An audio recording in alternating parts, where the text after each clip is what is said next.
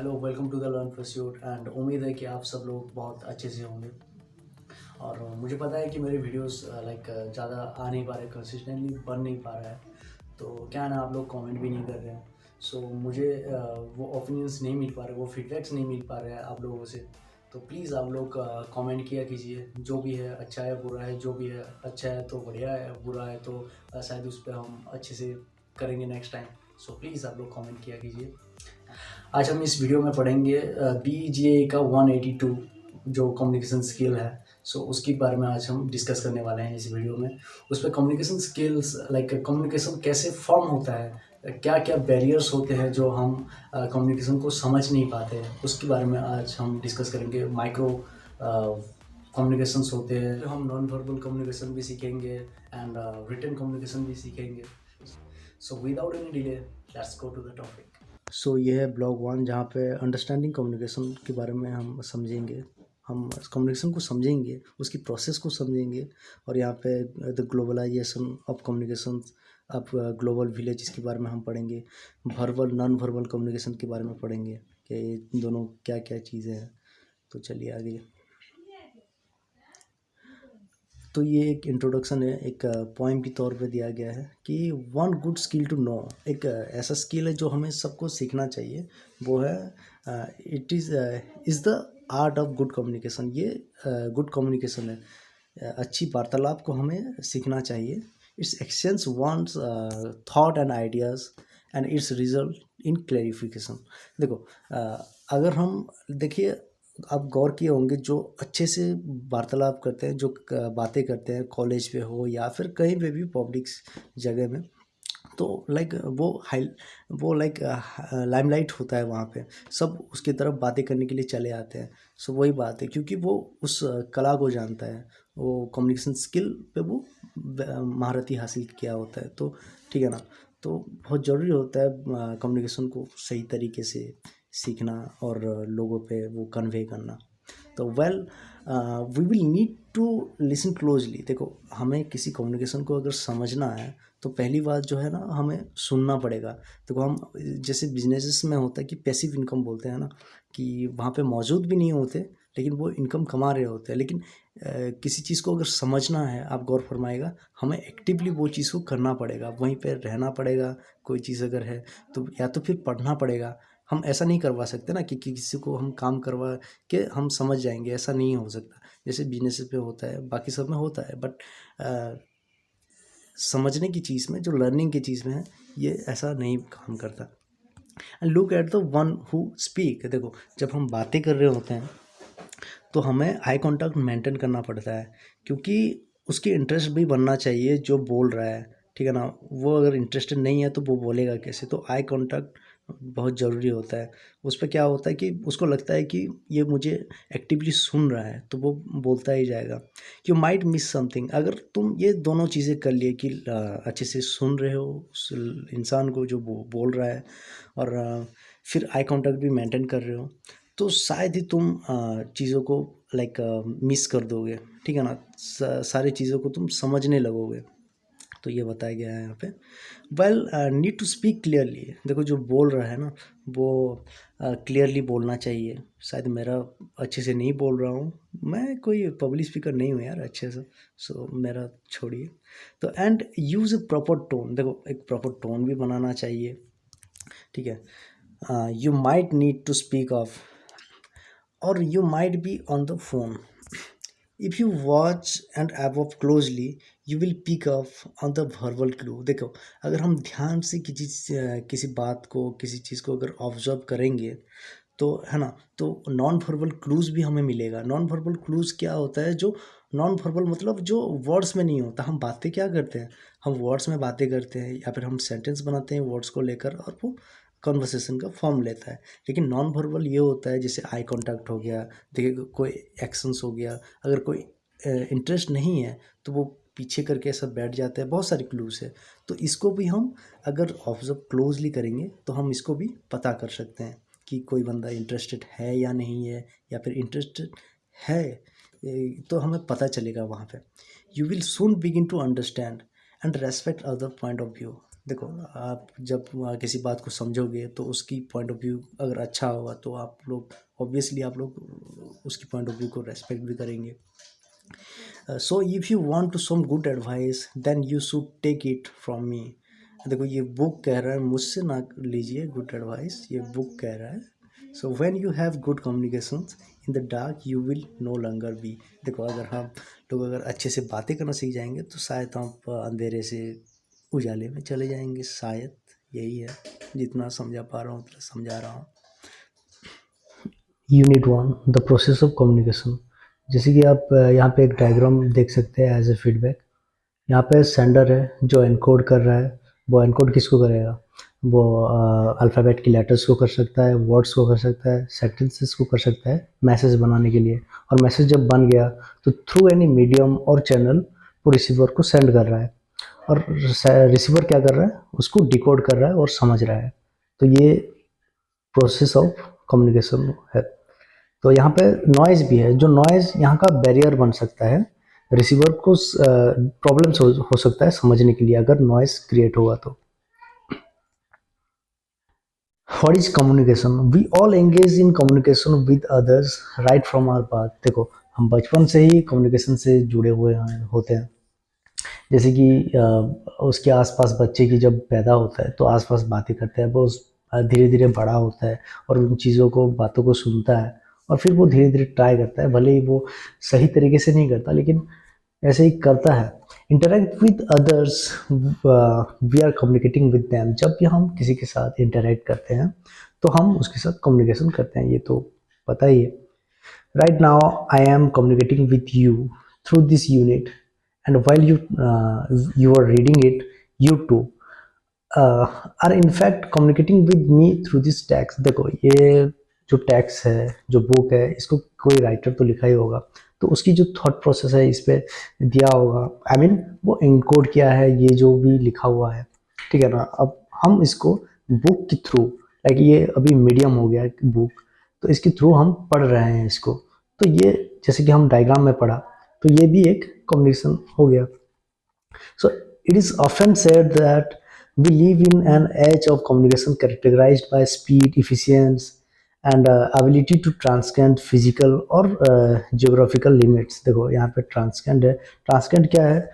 To go further than the usual limits of something. देखो, हम किसी भी चीज़ का जो एबिलिटी है, जो लिमिट है, उससे अगर ऊपर कर दें, उससे ज़्यादा कर दें तो उसको हम ट्रांसकेंड कहते हैं. तो ये भी हो रहा है. जैसे कि एशियन टाइम में देखिए तो कम्युनिकेशन इतना एफिशिएंस नहीं था लेकिन अभी बहुत रैपिडली ये चीज़ें इवॉल्व हुआ. जैसे कि मोबाइल आ गया, चैटिंग हो रहा है, सब कुछ इन नो टाइम ईमेल्स जा रहा है ना. तो ये बहुत जल्दी इवॉल्व हो रहा है. But what does it mean to communicate? लेकिन कम्युनिकेशन का मीनिंग ही क्या है डिक्शनरी के अनुसार, ठीक है ना. डिक्शनरी के अनुसार ये क्या है? According to dictionary, to exchange thought और मेक नोन इन्फॉर्मेशन और फीलिंग्स. किसी फीलिंग्स को जानने के लिए, किसी इन्फॉर्मेशन को जानने के लिए और थॉट प्रोसेस को एक्सचेंज करने के लिए जो हम करते हैं जो प्रोसेस, तो उसको हम कम्युनिकेट कहते हैं. ये डिक्शनरी के अनुसार है. Communication is more than just messaging or swapping information. It involves not just words but use of all senses. देखो, communication बस एक मैसेज नहीं है, ठीक है ना, कोई टैक्स नहीं है. इस पे और भी सारी चीज़ें इंक्लूड है. जैसे कि हमारे 5 सेंसेस हैं. आइज़ हो गया देखने के लिए, कान हो गया सुनने के लिए. तो ये जो भी 5 सेंसेस हैं वो सब कुछ कम्युनिकेशन में इंक्लूड होता है, ठीक है ना. देखो, यहाँ पे with face to face dialogue और फेशियल एक्सपीरियंस, हम फेशियल एक्सप्रेशन हम उस पर दिखाएंगे. फेस टू फेस डायलॉग्स अगर हो रहा है तो उस पर टोन भी होगा, ठीक है ना. जो साउंड होगा उसका जो लेवल होगा, कभी ज़्यादा हो जाएगा, कभी कम हो जाएगा. Body language, ability to listen with patience, all contribute to conveying message and information between people. So ये सारी चीज़ें होता है, लाइक इन्वॉल्व होता है इनमें. For example, the written word, whether in books, magazine, emails, or texts, convey more than just the writing. It can inspire, elevate, and encourage if that is intention of the writer. जैसे कि हम books पढ़ते हैं, कोई writer लिखता है तो वो लाइक इंस्पायर करने के लिए लिखता है, या फिर उसकी लाइफ स्टोरी, जितने भी डिफिकल्टीज उसने फेस किया है उसको एक्सप्लेन करके लिखा होता है, तो उससे लोग इंस्पायर हो इसलिए लिखा होता है ना। तो it it can also confuse, तो इस चीज़ें कंफ्यूज भी कर सकता है, टैक्स कंफ्यूज भी कर सकता है। जैसे कि चैटिंग करते हैं ना, अभी के टाइम में अगर देखें तो चैटिंग करते हैं, तो चैटिंग लाइक कंफ्यूजिंग भी हो सकता है, ठीक है ना। क्यों? इस पे ये सारी चीज़ें इन्वॉल्व नहीं है, जैसे कि फेशियल एक्सप्रेशन हम देख नहीं सकते उसको, हम टोन हम नहीं जान सकते, बॉडी लैंग्वेज हम नहीं जान सकते किसी पर्सन का। तो इसमें कन्फ्यूजन्स भी हो सकता है, और कन्फ्यूजन्स होकर एग्जास्परेट भी हो सकता है, मतलब किसी को गुस्सा भी आ सकता है ये चीज़ें देख के, अगर अच्छा भी लिखा हो लेकिन कभी कभी कन्फ्यूजन्स हो जाते हैं अगर हम ध्यान ना दें तो।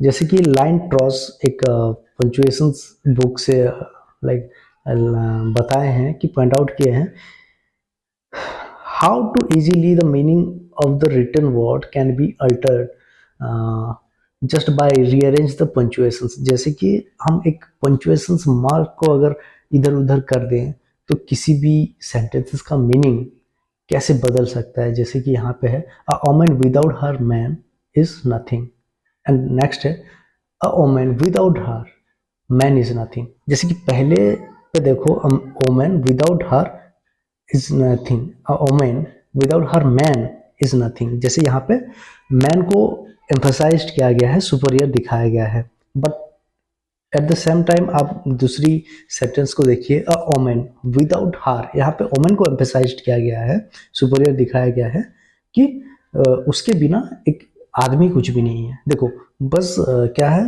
कॉमा और कोलन, बस चीज़ें लगाकर कैसे एक ही सेंटेंस एक ही है, बट कैसे मीनिंग कैसे बदल रहा है आप लोग देख सकते हैं। As human beings we have the ability to express our self. देखो ह्यूमन होने के नाते हमारे पास वो एबिलिटी है कि हम हमारे थॉट प्रोसेस को, हमारे फीलिंग्स को वर्ड्स के जरिए से, रिटन के जरिए से, ओरल के जरिए से हम एक्सप्रेस कर सकते हैं, लेकिन जानवर वो तो नहीं कर सकते। तो यहाँ पे वही बताया गया है, and share our thoughts and feelings, जैसे हम कर सकते हैं। We could live in isolation, हम आइसोलेशन में रह सकते हैं शायद, but never communicating with another person, but that would not create value. अगर हम आइसोलेशन में रह सकते हैं, अकेलापन में रह सकते हैं, लेकिन हम अगर बातें नहीं करेंगे तो हम वहाँ पे वैल्यू क्रिएट नहीं कर पाएंगे। अगर हम बातें नहीं करेंगे, इंटरेक्शन नहीं करेंगे लोगों के साथ, तो हम वैल्यू क्रिएट नहीं कर पाएंगे। We can keep feelings to our self और वी कैन शेयर देम, हम हमारे फीलिंग्स को रख सकते हैं और शेयर भी कर सकते हैं। ईच पर्सन हैज़ हीज और हर यूनिक व्यू ऑफ थिंग्स। देखो हर इंसान का ना किसी की चीज़, किसी भी चीज़ पे उसकी अलग पॉइंट ऑफ व्यू होता है, उसकी अलग पर्सपेक्टिव होता है, नज़रिया होता है। सो वो भी वैल्यूएबल है, हर दोनों की अपनी अपनी जगह में। Through sharing this individuals idea और view with each other, global solution may be found.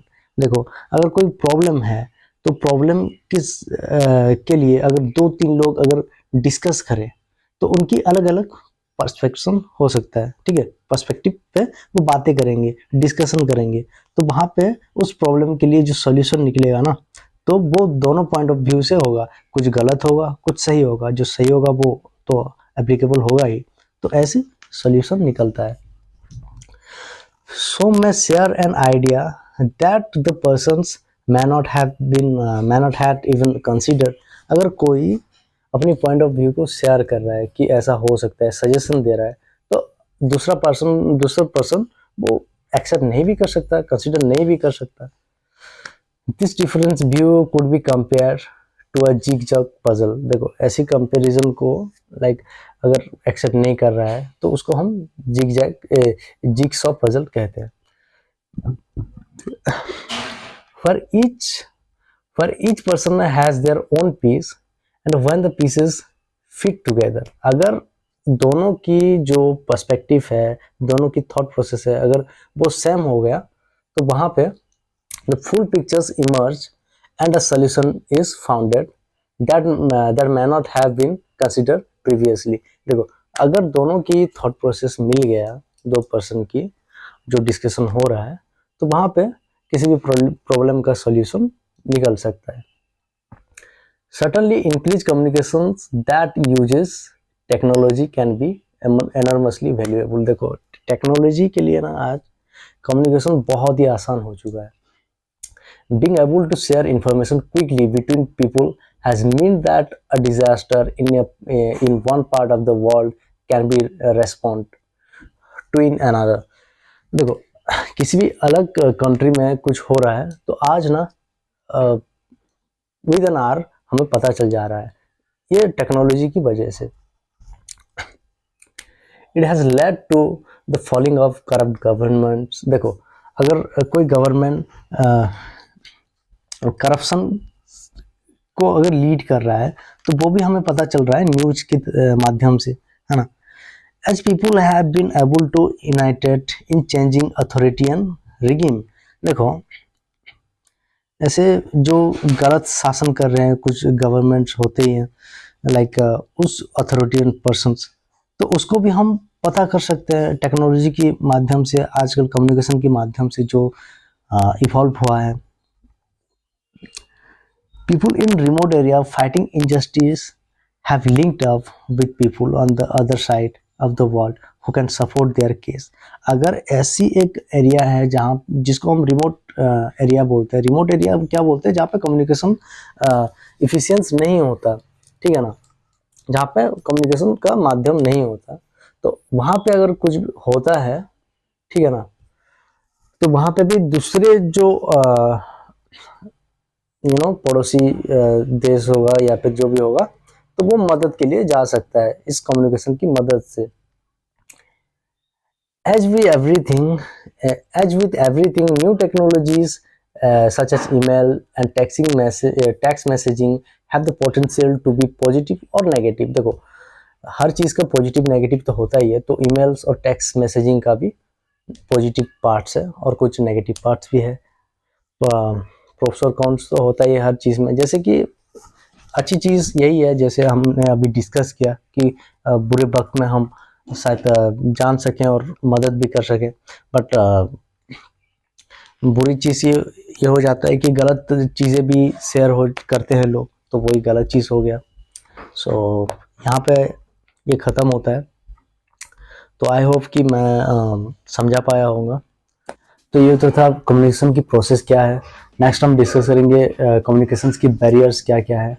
अगर और आप लोग ज़रूर बताइए कि वीडियो कैसा लगा, और आप लोग अगर मुझे रेटिंग देना चाहें तो 10 आउट ऑफ कितना रेटिंग देंगे कमेंट बॉक्स में ज़रूर बताइए, और सब्सक्राइब कीजिए इस चैनल को। Thank you.